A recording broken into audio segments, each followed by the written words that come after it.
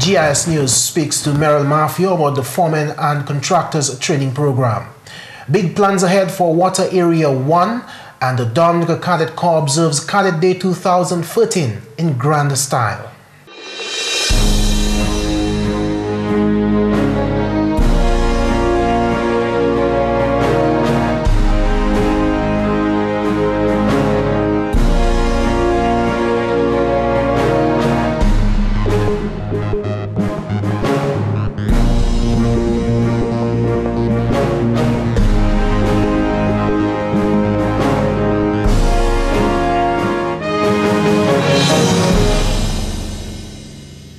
Hello and thanks for joining us on another edition of National Focus. I'm Mervin. And I'm Jarna Hector. Stay with us for details of the headline stories after the break. Listen closely and you will hear what climate change might sound like. Hurricanes getting stronger and more frequent. Glaciers melting, causing a rise in sea levels. Dry bush burning after a prolonged drought left the bushes vulnerable to fires. What? No water again? But listen closely again and you will hear the solutions. People switching to energy-saving light bulbs. People building stronger homes that can withstand hurricane force winds. Our climate may be changing, but so can we. Making small changes together can have a huge effect on reducing the impacts of climate change. Act now. Rally. Rethink. Respond. This message is brought to you by the OECS Secretariat with funded assistance from USAID. Documentaries and in-depth discussions, community walkthroughs, and Yes We Care. See it all on GIS Channel 7. Welcome back. Time now for the details of the news. A workshop at the Fortune Hotel on Monday signaled the start of activities which will enhance the water supply at Water Area 1, which includes the communities of Mero to Castle Comfort. The Caribbean Development Bank, together with the government of Dominica, will finance the relocation of the water system and the upgrade of the treatment facility. This phase will see a relocation of the existing intake, which current location has become very vulnerable to turbidity, more so evident since the reconstruction of the Imperial Road in that section of the Kingsfield area, or the Springfield area. The greater intensity of rainfalls occasioned by climate change has also been having a negative impact on this system, as during these intense rainfalls, turbidity levels can rise to as high as 400 NTUs. A level that requires far greater treatment than what presently exists on the system. Among the measures to mitigate against climate change is also the increase in emergency storage capacity that will allow for continued supply of water when the system is affected. There are 43 independent water systems across the island which are currently providing potable water to 96% of the population. Water Area 1 is the largest system and caters for a number of agencies including health facilities, commercial, government and tourism entities. Member of the Board of Directors of the WASCO, K. Robinson, says these agencies will benefit from improved water quality and supply with minimal interruptions. We also expect that there will be many related socioeconomic benefits. The output of the technical assistance activities will be of great benefit to the WASCO, resulting in capacity building and greater efficiency of its operations. The overall increased reliability of the WA1 network as a result of the various upgrades, including the introduction of the SCADA system, will also facilitate the activities of the Operations and Maintenance Department and will result in efficiencies and cost savings. The WASCO views this intervention as a timely one that will assist in making Dominica a water-secure country. The Caribbean Development Bank for decades has played a major role in Dominica's economic development. Acting Division Chief at the Economic Infrastructure Division of the Caribbean Development Bank, Andrew Dupini, noted the efforts by government to improve water supply to nationals. He gave details of the bank's contribution to the project. The current project which we are launching is funded by a by a US $1.185 million contribution from the government of Dominica and DOASCO, and a CDB $6.105 million loan, US dollars being noted there. The main components of this project have been highlighted already by two previous speakers, so I won't go over them. But we will note that the project can be considered to be a multifaceted intervention and incorporates best practice to achieve the expected outcome of an efficient, reliable, and sustainable supply of potable water to all consumers within WA1 network. The Minister for Water Resources Management, Honorable Reginald Archery, says the upgrade of Water Area 1 is part of efforts by the current administration to provide potable water to all its citizens. The government has been investing very, very heavily in our water sector, and I believe that apart from road infrastructure, maybe the largest investment over the last 2 or 3 years is in fact in the water sector. And the last time we counted, we were climbing $80 million and climbing, and that is just over the last 2 years. And because of this heavy investment, we have been able to provide, as has been said, 96% of our population with clean potable water. And we're hoping that by 2015, that 100% of our population will have access to potable water. So this $20 million that we're seeking to spend in the sector is in addition to what we have already spent. In other news, the Dominica Cadet Corps, with much fanfare, recognized the culmination of Cadet Week last Saturday with a parade at the Benjamin's Park in Portsmouth.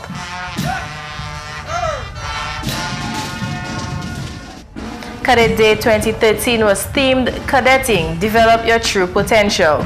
The event to mark the occasion was attended by Dominica's head of state, government officials, cadet administrators, the island's full cadet force, members of the public, and the media.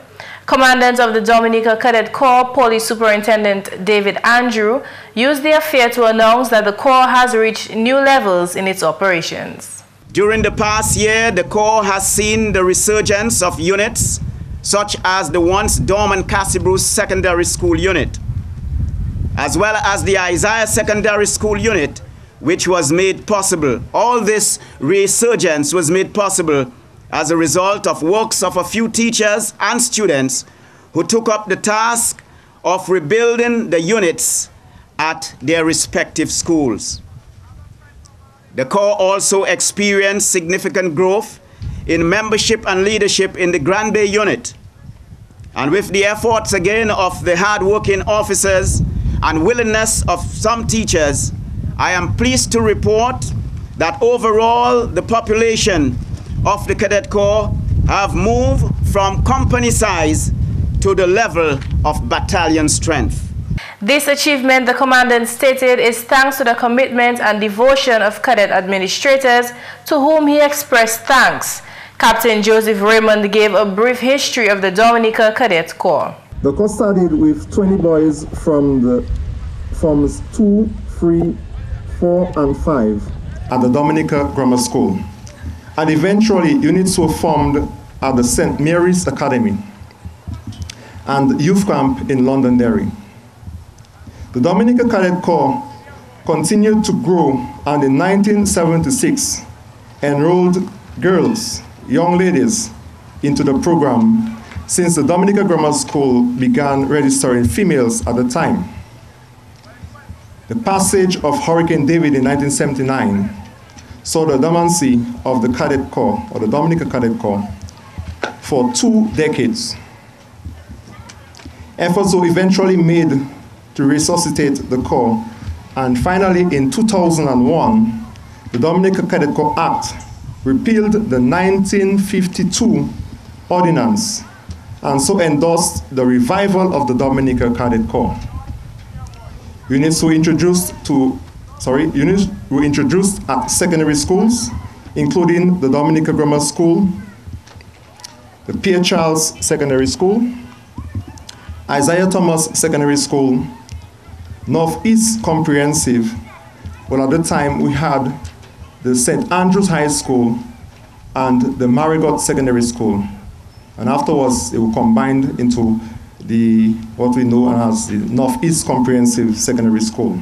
Representing Prime Minister Honorable Roosevelt Skerrit was Honorable Alvin Bernard, Minister of State in the Ministry of Foreign Affairs. Honorable Bernard referenced the blossoming relationship between the Dominica Cadet Corps and the Virgin Islands Junior Reserve Officer Training Corps. Government has already forged what is a promising partnership with the U.S. Virgin Islands Junior Reserve Officer Training Corps. We are currently discussing areas for assistance and collaboration and have identified curriculum enhancement as well as instructor permanence and standardization as avenues for forging a strong partnership. Government sees great potential for more partnerships and youth development through the Cadet Corps. The contribution that the Cadet Corps can make in forming law-abiding and responsible citizens and in maintaining social peace and tranquility has not escaped the attention of sister governments in the OECS. It was in April 2011 that Antigua's Minister for National Security, Dr. Errol Court, told the Observer that there was an apparent rise in violent crime in schools. While he did not get into specifics about what is happening, he said an organized cadet corps has been viewed by the security forces as a way to combat that problem. All observers and commentators on the phenomenon of deviant behavior throughout the Caribbean are invited to pass judgment on the wisdom of the Dominican Labour Party government in reviving the Cadet Corps through the passage of the 2001 Cadet Act, thus giving new life to the Corps, which has been dormant for 20 years. Minister for Youth Affairs Honorable Justina Charles in her remarks invited parents and secondary school students to inform themselves of the objectives and benefits of the Cadet Corps, an organization which she calls a medium for change. As the hue and cry of antisocial behavior among our youth continues to pervade this sovereign land, it is to tested and proven programs like this one we must turn as a medium for change and stability. We must provide our children with meaningful alternatives from that which is negative. We must provide them with the means to develop their true potential. Let me assure you that the issue of youth empowerment is being taken very seriously by this government. And that is so because we recognize that we need the vitality and vigor of our young youth alongside the experience of the senior and the not so senior citizens to develop this country. The keynote speaker was Colonel Patrick Taylor, Commandant of the Trinidad and Tobago Cadet Force. He identified the major benefits of the cadet program as synonymous with the ideals which adults want to instill in youth. We of the Caribbean are one family. We share a common history and face similar challenges today and in the future. That we as adults must set as an example and provide the avenues for growth, training, development for our young people is indisputable. Your theme this year for observance of Cadet Week, Cadeting, develop your potential, encapsulates the reasons that we as adults serve and the benefits to be gained by young persons who give of themselves to cadeting. In the United Kingdom, the Ministry of Defense states that their aim of their combined cadet force is to provide a disciplined organization in a school so that pupils may develop powers of leadership, by means of training to promote qualities of responsibility, self-reliance, resourcefulness, endurance. The ceremony also served to promote deserving cadet officers to superior ranks. Captain David Andrew was promoted to Lieutenant Colonel, Captain Dawson Robin to Major, and Lieutenants Lincoln Robinson and Edison Henry to Captain. One of the Corps' longest-serving officers, Second Lieutenant Valder James, advanced to Lieutenant. Since the Dominica Sea Cadet Company was inaugurated in 2011, the first promotions were officially made last Saturday. Don Oscar was sashed sub-lieutenant, while No. 1 Platoon Commander Drew Charles was promoted to acting sub-lieutenant. More promotions followed throughout the island's cadet force. The officers were pinned by Dominica's president, His Excellency Eliud Williams. The potential of health and wellness education to develop Dominica's economy was noted by Dr. Eisenhower Douglas, trade consultant, as he addressed the public at a recent Health and Wellness lecture. Speaking as representative of the Ministry for Employment, Trade and Industry, Dr. Douglas stated that health and wellness forms an important subsector of the tourism industry, which in turn is a major source of revenue for Dominica's economy. Small states must generate foreign exchange, otherwise they will just shrivel and die. And that is why when we made the transition from the era of bananas, some people thought that is bananas we like to grow like that. That wasn't what it was, Bananas was an important source of foreign exchange. And we peaked at $104 million EC in 1988. Okay, and since then we've been going downhill, and we've been trying to find a substitute form of foreign exchange. And tourism, to a very large extent, is actually doing that, because last year we earned more than twice, much more than twice than we earned in bananas from banana industry, even at its peak. Dr. Douglas also stated that more attention on the health of Dominicans will help market Dominica as a tourism product. He also acknowledged the large population of women in attendance at the lecture, whose theme was embracing positive wellness behavior in our daily lives. He explained that women are important contributors to the economy and commended society for realizing and utilizing women's full potential in the working world. The fact that the ladies in our community are being given the opportunity to fulfill their maximum potential is a very, very, very positive thing, because again, that is human capital at work at the end of the day. Whether they're male or female is human capital, and therefore the contribution is most important. The Health and Wellness Lecture was held in celebration of VF Inc.'s 7th anniversary. Dr. Valder Henry, CEO of VF Inc., informed the attendees that the institution is also planning a family forum carried for September this year.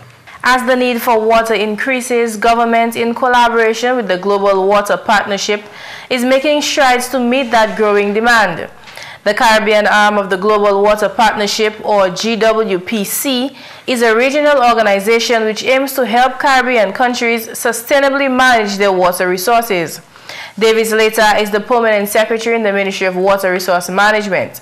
Speaking at the 8th meeting of the General Assembly of the GWPC, Later stated that as the demand for water rises, the costs associated with providing this resource to the entire population is also on the increase. According to Later, despite challenges, government has spent millions to meet the increasing demand. The demand for potable water continues to rise, and the cost of supplying water to homes and businesses continue to escalate as well. Over the past 2 years, the government of the Commonwealth of Dominica, for example, has invested in excess of $50 million in water sector as we work towards achieving a mandate to provide water to 100% of the Dominican population by the year 2015. Dominica, through the WASCO, has been a member of GWPC since 2005. Later indicated that this partnership is, quote, critical in helping Dominica as well as other Caribbean countries to conserve water. Your work, therefore, in the Caribbean remains very relevant to our efforts at preserving our water resources, and we look forward to an even stronger partnership programs being developed across the region as the organization continues to promote activities at all levels for the sustainability of this precious resource that we all need to take care of. In other news, the Dominica State College will from April 15 to 19, 2013, train 25 foremen and contractors from the CARICOM region. The Safer Building course is designed to train builders and contractors in techniques for constructing safer residential buildings. The college has delivered this course to 3 different groups of builders and contractors, but this is the first time it will deliver to a mix of regional construction practitioners. Okay, joining us at this time is Dean of the Faculty of Education at the Dominica State College, Mr. Matthew. Mr. Matthew, welcome to GIS. Thank you very much. Great news again for the Dominica State College. For the past years, I know that the college has delivered this sort of program, this time for the region. Talk to us about that. Well, we have been delivering this course for a number of years now, and we have had 3 particularly great deliveries, 2 in Roseau and 1 in Castlebruce. And we got to do this program from a regional perspective because SEDIMA has been very impressed with what we have delivered in Dominica, and they have decided that that training needs to go to the wider region. And so from the 15th to the 19th of April, starting Monday, we are going to deliver to a mixed group of people. We will be having 13 people from Dominica and 12 from the sub-region. We have confirmed places for Barbados and St. Vincent and Grenada. So when we deliver the course this time, we will be spreading our wings wider, as we would like to say, and increasing our instructional competence. But this means that the Dominica State College has been recognized regionally. Yes, of course. Dominica State College is recognized not only regionally, but internationally. When we do several of our programs, City and Guilds being one of them, the quality of passes we receive tells us that we are doing things at international level. And from several areas in the CARICOM region, people are applauding us for some of the programs that we are doing. Let's talk specifically about this program. Why this particular program? This program, Safer Buildings, is exceptionally important for Dominica, particularly at this time when we're approaching another hurricane season. The purpose of doing that program is to help contractors and foremen and builders recognize if we are going to be dealing with hurricanes and earthquakes and those types of natural disasters on a yearly basis, we must improve on our techniques. We must become safer in the way we build so that in the event that a hurricane hits us or an earthquake, our buildings will be more resilient. We are not saying that there will be total safety, but we need to encourage that safety principle in our builders and contractors so that as they build, they keep those things in mind. And we will have safer buildings. If we have safer buildings, it is going to reduce on the cost of reconstruction after major disasters. So it is something that is very important for the region.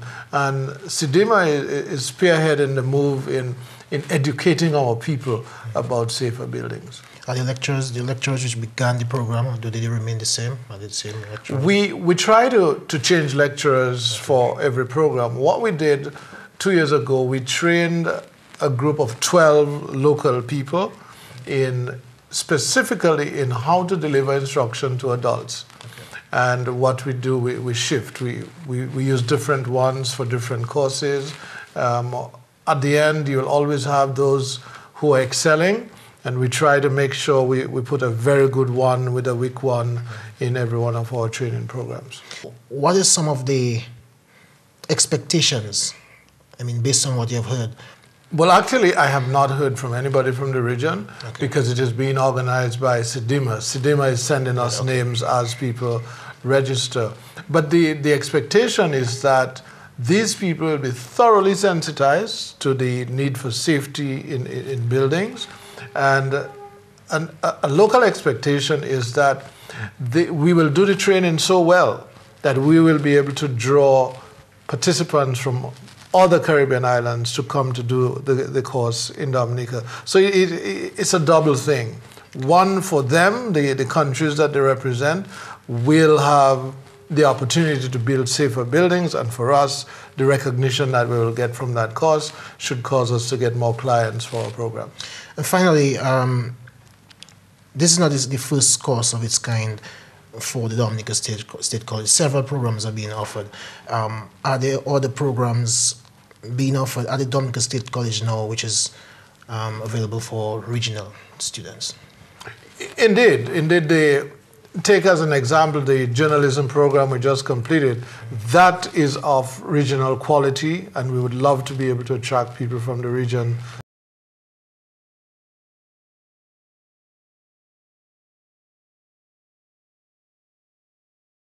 to come to follow that cause. Quantity surveying is another program that we're going to be putting on in a while.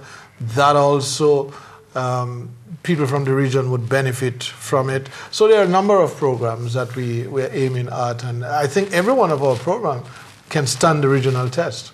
Okay. Thank you very much. Thank you very much. In other news, Member of Parliament for the Cottage constituency, Honorable Reginald Austrie, hosted a luncheon on Sunday for senior citizens. This is the 4th year that the Cottage MP is hosting the event, which provides an opportunity for the seniors to socialize and meet with Prime Minister Honorable Roosevelt Skerrit. The Dominica leader, who played an active role at Sunday's event, spoke of his government's commitment to the island's elders. He also spoke of the Yes We Care program, the free healthcare initiative, and other programs geared at making life more comfortable for seniors. What we're seeking to do in the government very soon is to introduce a pension for people who did not qualify for a pension, so that you are able to pay your little water bill and your light bill and to buy something at the shop to help yourself. So very soon we will be doing that for a number of our senior citizens across Dominica who did not qualify for the Social Security. I know also housing is a major concern. And I have said to the Minister for Housing and the Cabinet that we need to redouble our efforts towards reaching out, particularly to the senior citizens in Dominica, to ensure that we can fix your homes and make your homes more comfortable, that you're not too hot or too cold in your homes. Because at your age, you cannot be exposed to the elements of the weather. Your roofs should not be leaking. You should have a washroom and a small kitchen attached to your home, so you don't have to go out in the rain to make your coffee or to cook your food. We need to ensure that you have a kitchen attached to your house and also a washroom, so you don't have to go out and so forth. In cases where you don't have water and you cannot afford to collect the water, the government must assist you in having access to water at your home, so you don't have to go out to fetch the water. The Dominica leader announced that 25 additional cylinders of cooking gas will be made available for the senior citizens in the Cottage constituency. And that's the English news. Stay tuned for the tip of the day. Listen closely and you will hear what climate change might sound like. $30 for a hand of bananas? Severe drought could destroy banana plants and drive food prices up. And now we can see the dead coral reef below us. Dead coral? I thought it was alive. No, it's dead. If you look at the pictures, you can see what the coral used to look like. Oh, wow. Natural wonders like coral reefs are disappearing. But listen closely again, and you can hear the solution. People disposing of garbage responsibly and not in drains and rivers. People responsibly discarding engine oil. Our climate may be changing, but so can we. Making small changes together can have a huge effect on reducing the impacts of climate change. Act now. Rally, rethink, respond. This message is brought to you by the OECS Secretariat with funded assistance from USAID.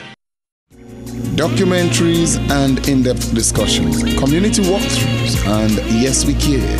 See it all on GIS Channel 7. Channel 7. Channel 7. Channel 7.